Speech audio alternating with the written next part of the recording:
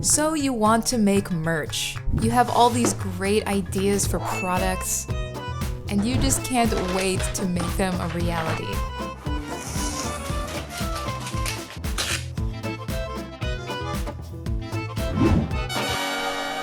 But... Oh goody, I'm thirsty. Coffee, coffee, coffee. you can't really do it on your own.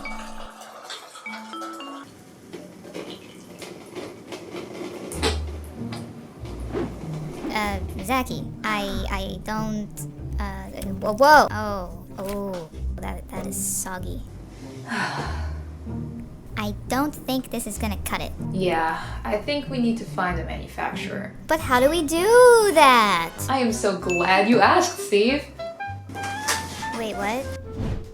Hello, I'm Zaccura. I'm an artist and I run a small business selling art-related merchandise. And while I'm kind of known on YouTube for DIYing a lot of stuff, I've also worked with several manufacturers over the years to develop products like books, pins, stickers, and apparel, and most recently, these enamel mugs. In this video, I will be answering one of the biggest questions artists and small businesses and just people have when it comes to creating their own merchandise, which is, how and where do you find good manufacturers? Where are they hiding?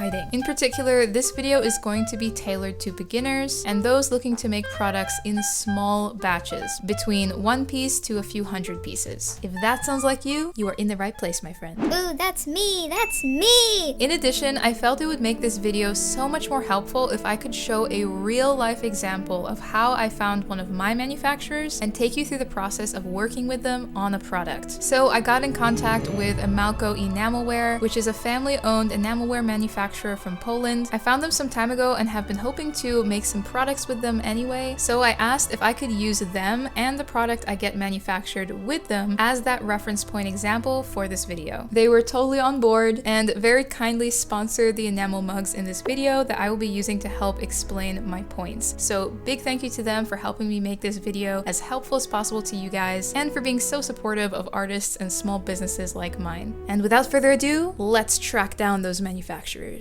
Part 1. Know your product. The first step to finding a good manufacturer is to head to Google and do 2 specific searches. What is a insert product you want to make, followed by how are insert products made? And you may be thinking right now, Did I just click on a 30-minute video to be told to just go and Google it? but hang with me here. Notice those 2 Google searches don't have anything to do with finding manufacturers. And that is because the first step to finding a manufacturer is actually first to make sure you fully understand exactly what it is you want to make. And as simple and silly as those 2 searches sound, there is actually a crucially deep reason for it, and prepare yourself because we are diving in. The reason is most of us go our entire lives only interacting with products from a consumer's perspective. And in the consumer world, we get very used to only asking one question. What does this product do for me? Not what actually is it, and almost never how is it made. And if I were to pick the single biggest mistake beginners make when approaching manufacturing for the first time, myself included, is to approach it as though you are a consumer shopping for a product at a store. When you approach manufacturing like a consumer, you end up searching for and asking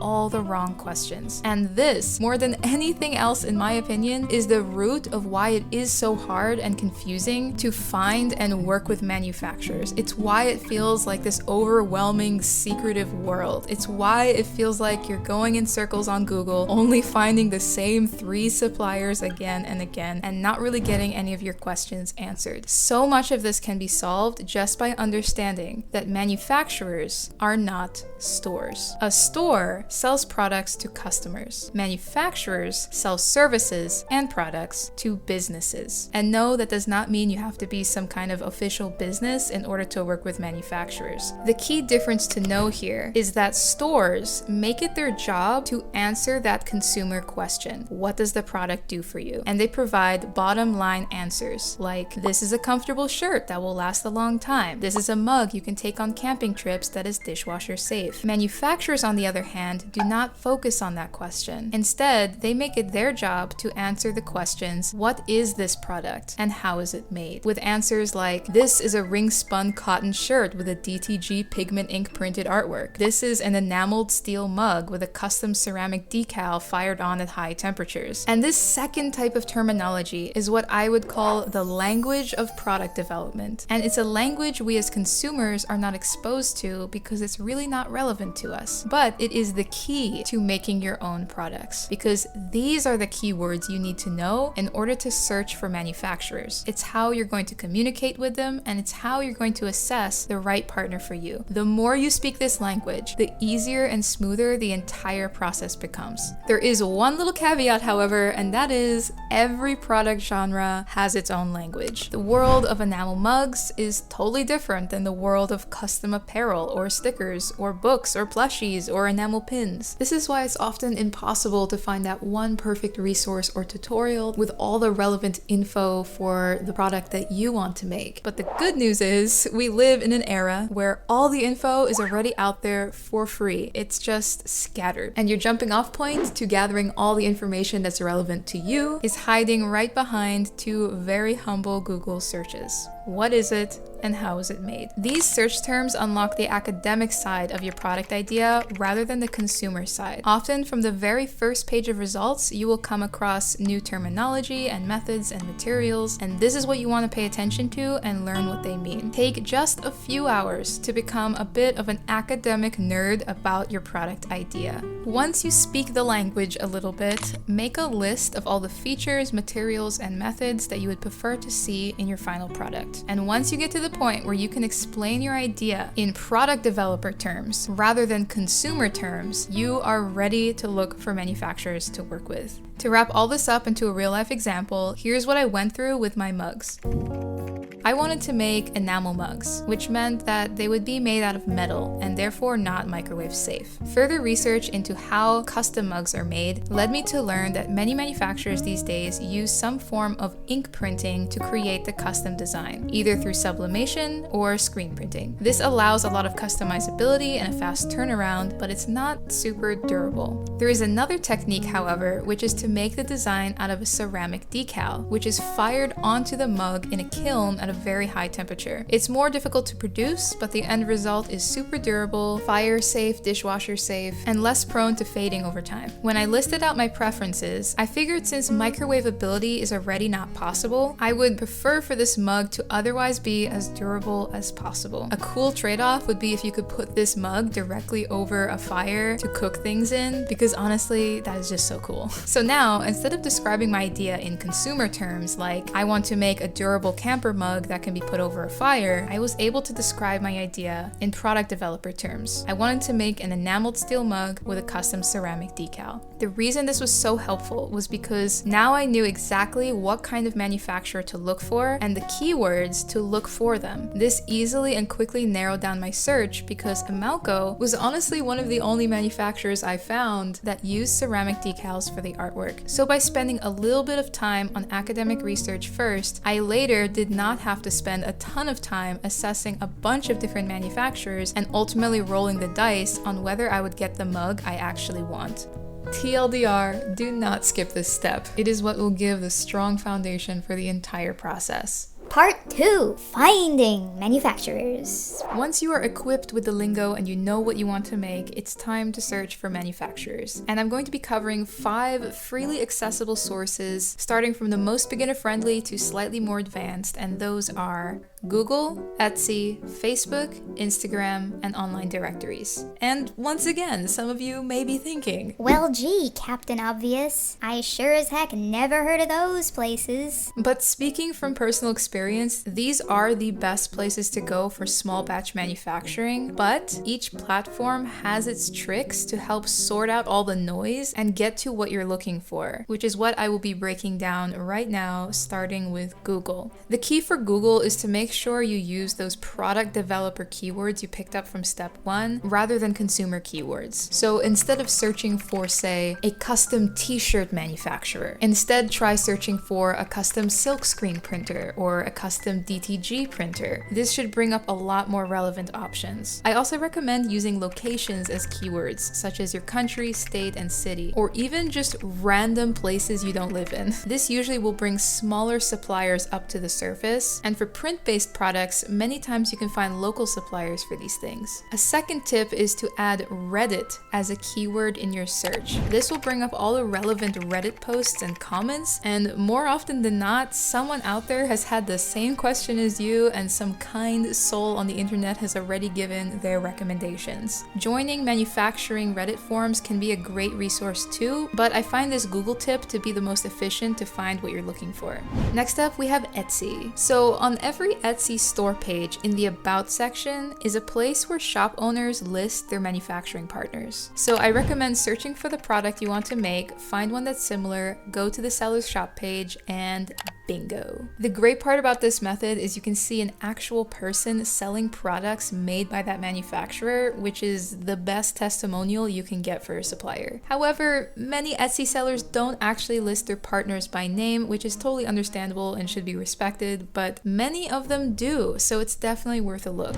Then we have Facebook, and I specifically recommend using the groups on Facebook. Just search for manufacturing or the product you want to make, sort by groups, and you should find some really great ones to join. And even if they're private, they usually allow anyone to join, you just have to read their rules to see how. There aren't groups for every product genre, but if you can find a couple that are relevant to you, they can be fantastic places to find manufacturer recommendations and get help in general. Next up, we have Instagram, which is my personal favorite method. I found Emalco through Instagram as well as many others, but unlike the first 3 methods, Instagram does not have a good search function, so you have to use it differently. And I will say this is not the easiest or the quickest method, but it pays off exponentially in the long run. So this is best for those trying to grow a business. The way I recommend getting started is to follow other small businesses, artists, people that make the same kind of stuff that you want to make. And then just keep your eyes open. In particular, keep an eye out for when people post new product sneak peeks or launches, and actually take the time to read the captions and check out who they tag in their posts, because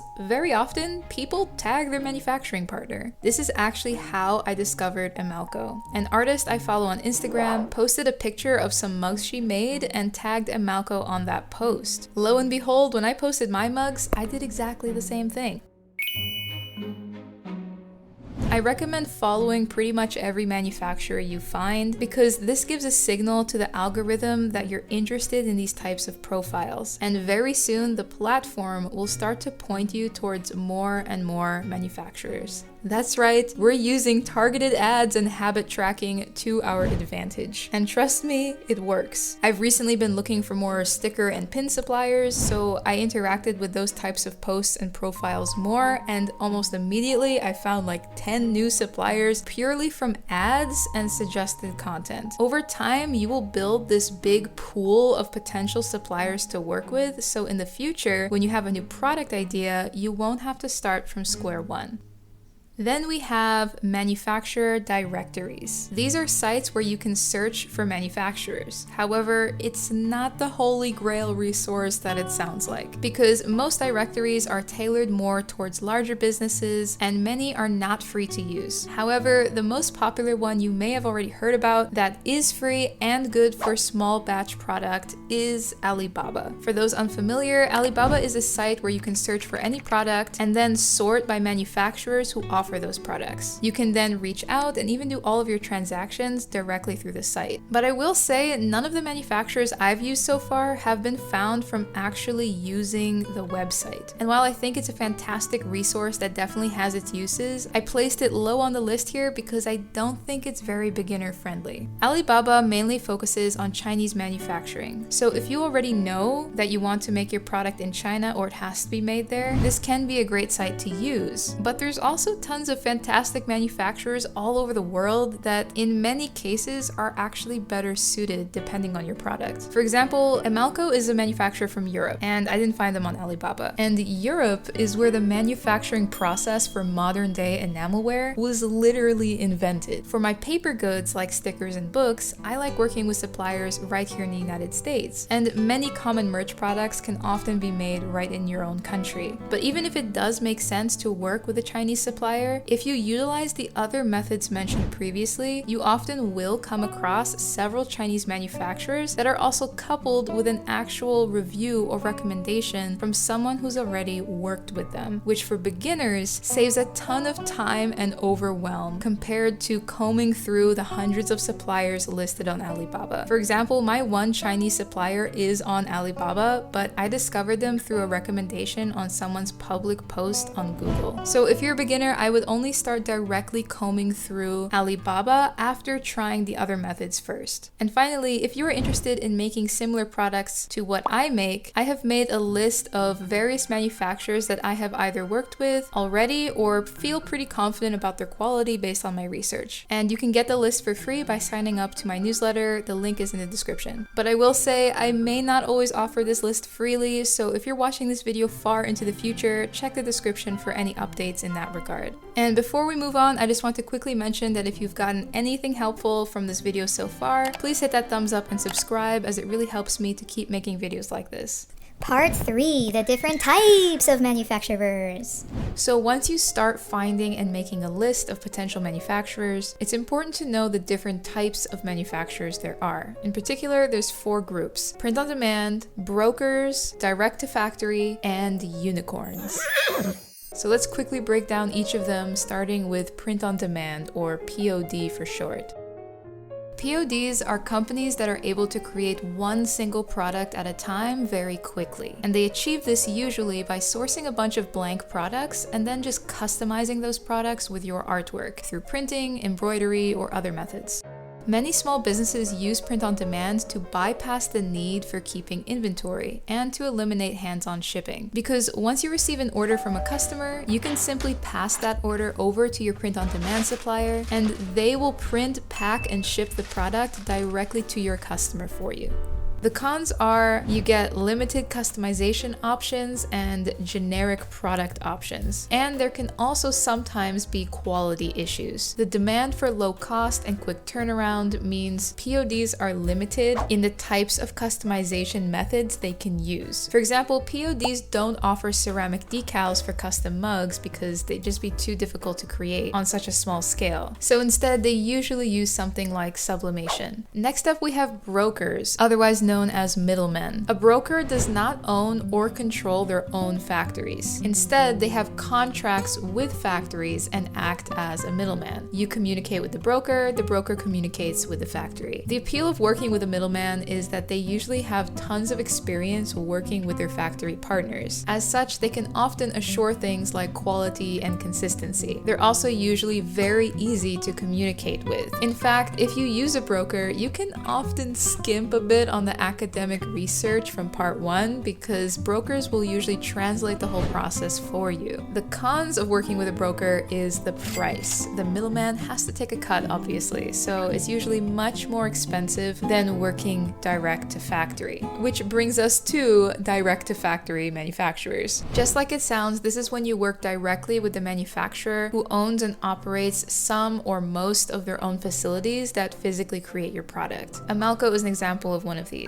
The pros of working direct to factory is 1, customizability. Since the manufacturer has full control and access to their production, it usually means they have the ability to accommodate unique requests and are often much more open to negotiation and building a long-term relationship. They also usually offer the cheapest per piece price because there is no middleman taking the cut. A con of direct to factory is they may not take a small order, or they'll be pretty expensive if you do. All manufacturers manufacturers have a minimum order quantity, which is the minimum amount of product you have to buy in order for them to accept the job. And these MOQs can vary greatly. There are manufacturers out there that have MOQs in the thousands, sometimes tens of thousands. But don't worry about that, because if you use the search methods in this video, you most likely will only find manufacturers with low MOQs. Amalco, for example, has an MOQ of just 100 pieces for their enamel mugs at the moment, and other manufacturers I've worked with across various products usually had their MOQs at around 25 to 100 pieces. Another con is language barriers. Now, this obviously depends on where the manufacturer is located, but if you're working with a company overseas, they may or may not have staff on hand that are fluent in your language. Communication is vital to a successful experience, so a language barrier can lead to more miscommunication and mistakes. But that's where the final type of manufacturer comes in: unicorn manufacturers. And no, that is not a real name for this, but I couldn't find one, so I came up with this silly name to describe direct-to-factory manufacturers who have set themselves up to have an easy customer experience. And these are the type of manufacturers I've worked with the most, and I would also put Amalco in this category. These are manufacturers who have put a lot of effort into the communication end of things. They often have their own websites, simple quoting processes, a ton of educational material, and good customer service.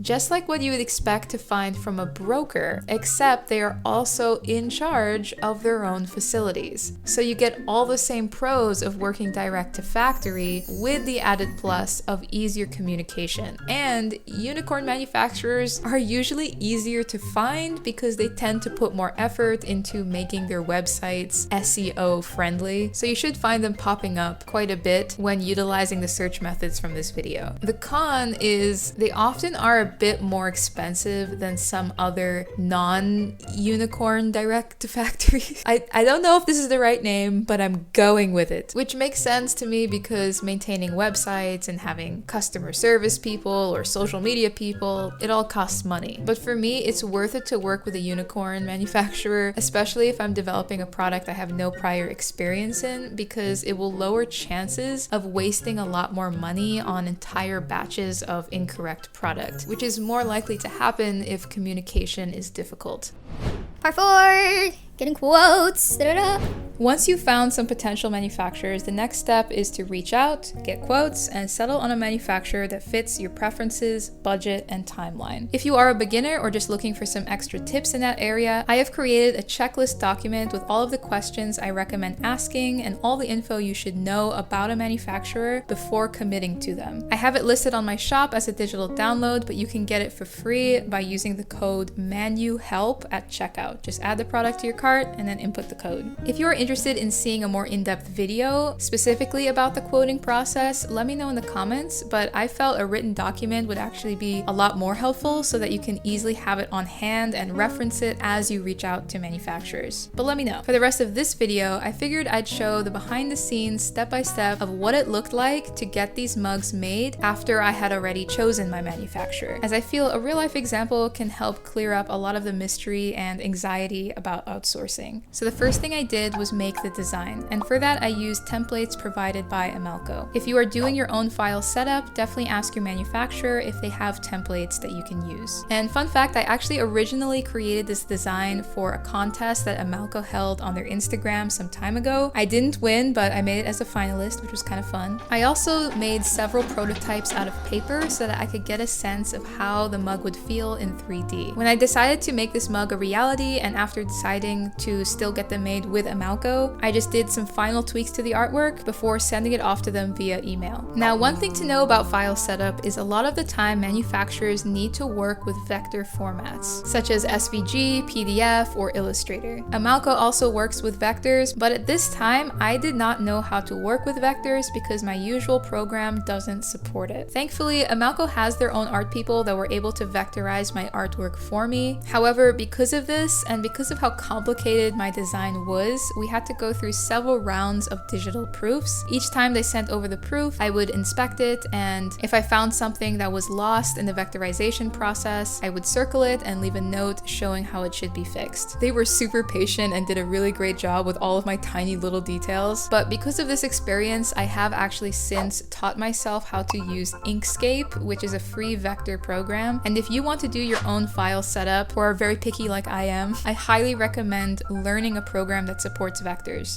Once I approved the digital proof, the ceramic decals were sent into production. I had some questions about how the final thing would look, so we had agreed via email that they would finish one mug with the decal on it and then send me a picture to see how I felt before moving on to the whole batch. Once that first mug was done, they sent me these photos, and right away I was not super happy with the way the blues came out. I really wanted a deeper navy and a more teal minty blue color. I'm an artist, my colors are important to me. And in general, it is common and should be expected for there to be some variation in color in the final result compared to the digital version. But in this case, I felt it was just a little too off. I also got a second opinion from a friend and they agreed it wasn't looking so good. So I told this to Amalco. I respectfully asked what could be done to improve the colors. And they immediately took on the challenge and actually ended up mixing custom colors just for me. They sent me these sample pictures, which I thought looked so much better, and this was beyond their usual offerings for the type of mugs I ordered, which I really appreciated. And this is a great example where choosing a manufacturer that has experience and access to every step of their production process can make a really big difference. And also choosing a manufacturer that is easy for you to communicate with and has a collaborative spirit with you can also make a really big difference. Because these types of small issues happen all the time when developing a product. No matter what manufacturer you work with, tweaks are just part of the process. So when deciding who to work with, I always let the final deciding factor be, how easy is it going to be to get something fixed? How many people am I going to have to go through? And am I getting a sense that these people have the expertise to be able to offer creative solutions? Because you can end up wasting a lot of time and money on entire batches of incorrect product if your partner doesn't know how or isn't willing to make tweaks along the way. Once the new decals were done, they sent me these photos, which I thought looked beautiful, and so the rest of the mugs were put into production.